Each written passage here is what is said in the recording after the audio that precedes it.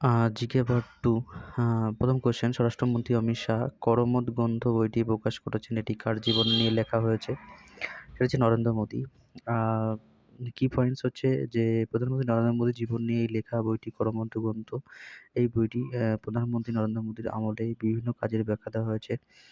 কি পয়েন্টস, এই বইটিতে নরেন্দ্র মোদী রাজ্যগুলিকে 10% বাজেট দিয়েছেন, যা পণ্ডিত দীনদয়াল অন্ত্যোদয় প্রস্তাবের সম্পাদন প্রতিফলিত করে, এবং বইটি জানিয়েছে যে এটি আয়ুষ্মান যোজনার আওতায় জনগণকে স্বাস্থ্য সুবিধা সরবরাহ করার জন্য নরেন্দ্র মোদী একটি স্বপ্নের প্রকল্প ছিল।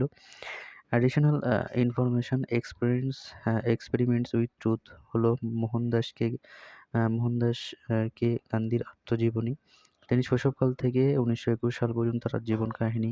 1909 সালে লন্ডন থেকে দক্ষিণ আফ্রিকা যাওয়ার সময় তিনি হিন্দ স্বরাজ বা ইন্ডিয়ান হোম রুল বইটি লিখেছিলেন, এবং বইটি তিনি আধুনিক সভ্যতা এবং স্বরাজ স্বশাসন সম্পর্কে মহাত্মা গান্ধীর দৃষ্টিভঙ্গি তুলে ধরা হয়েছে।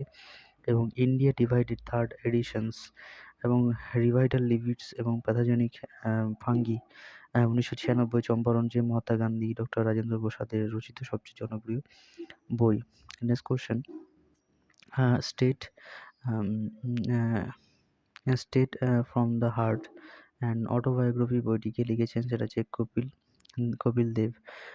কি পয়েন্টস, যে কপিল দেব একজন প্রাক্তন ভারতীয় ক্রিকেটার। তার ডাকনাম হরিয়ানা হারিকেন। ভারতীয় ক্রিকেটের অন্যতম সেরা এবং সবচেয়ে প্রিয় অলরাউন্ডার। তিনি 1983 সালে ক্রিকেট বিশ্বকাপ জয়ী ভারতীয় ক্রিকেট দলের হয়ে সামনে তিনি নেতৃত্ব দিয়েছিলেন।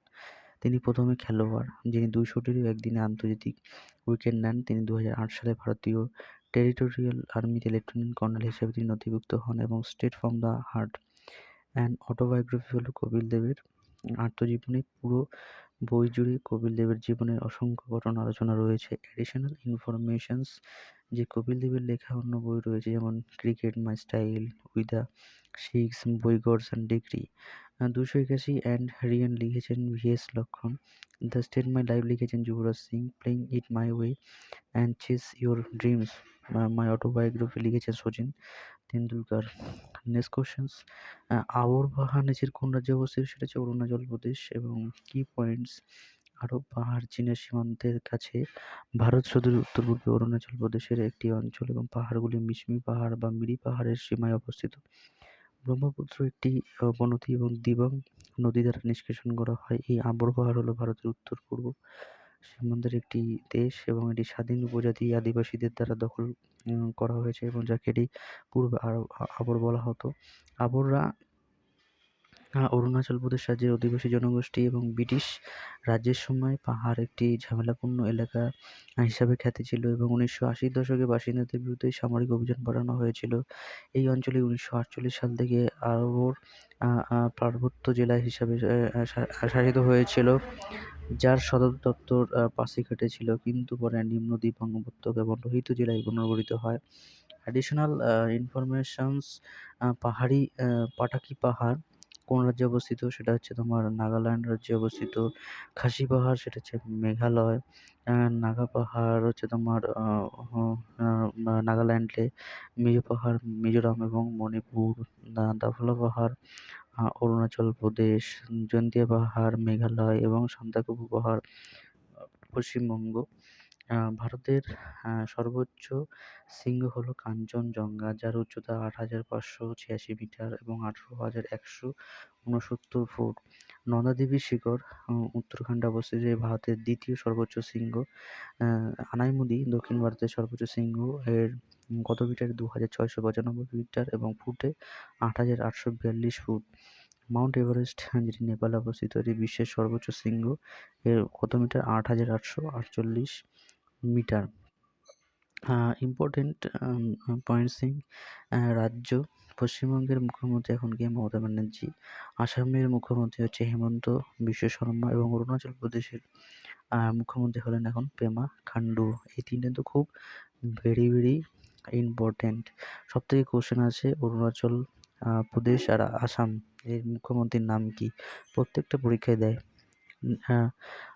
নেক্সট কোশ্চেন, তামিল মহাকাব্য শিলাপতিকারম কে রচনা করেছিলেন?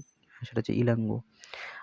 কি পয়েন্টস, যে সঙ্গম যুগে আম সঙ্গম যুগে কিছু বিখ্যাত মহাকাব্য রচিত হয়েছিল। এই মহাকাব্যগুলো একটি বিশাল দীর্ঘ রচনা এবং বীর পুরুষ এবং মহিলাদের সম্পর্কে এবং দেবতাদের সম্পর্কে গল্প অন্তর্ভুক্ত করে।